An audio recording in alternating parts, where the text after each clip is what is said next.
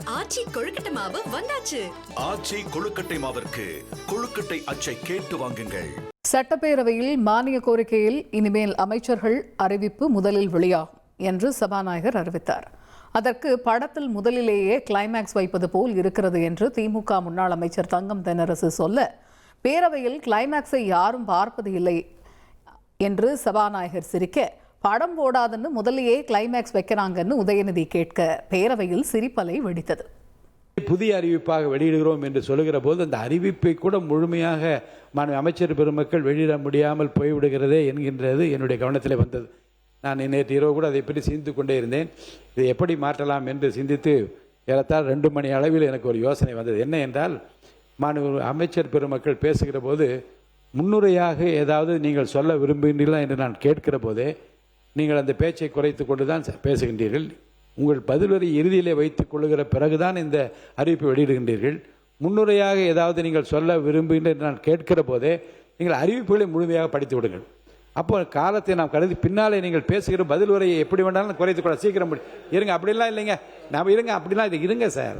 இந்த நடைமுறை தான் இனி மாண்புமிகு அமைச்சர் பெரும் மானிய கோரி வருகிற போது பின்பற்ற வேண்டும் என்று நான் கேட்டுக்கொள்கிறேன்.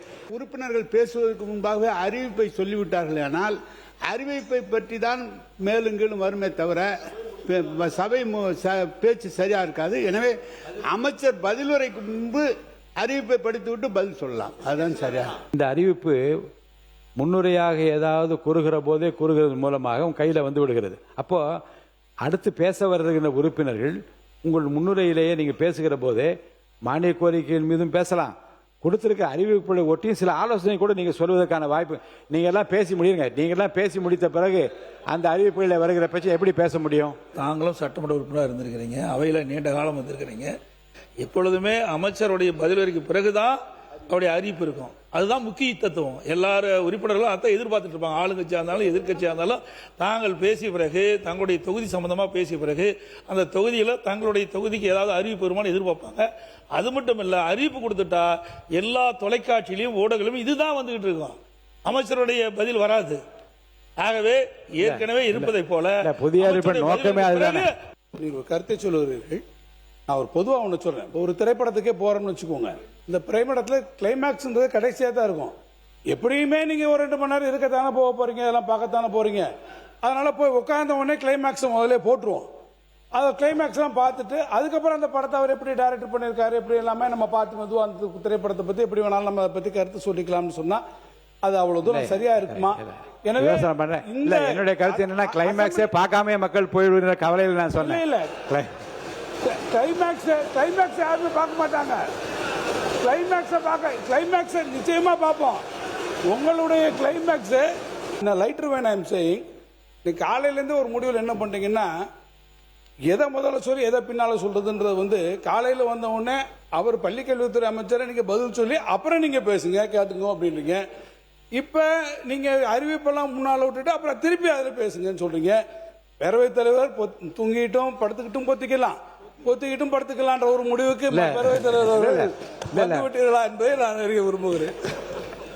எதிர்கட்சி தலைவர் நம்முடைய முன்னாள் அமைச்சர் சட்டமன்ற உறுப்பினர் தங்கம் தென்னரசு சொன்னது போல, நீங்க தியேட்டருக்கு போனோடனே கிளைமேக்ஸை போட்டுட்டீங்க, அதுக்கப்புறம் வேணுங்கிறவங்க இருந்து பாருங்க அப்படின்னு அவர் சொன்னார். நீங்க சொன்னீங்க மக்கள் கிளைமேக்ஸ் என்னன்னு தெரியாம போயிடுவாங்களோ அப்படின்னு. படம் நல்லா இருந்தா மக்கள் உண்மையா இருந்து தியேட்டர்ல கிளைமேக்ஸ் வரைக்கும் பார்ப்பாங்க.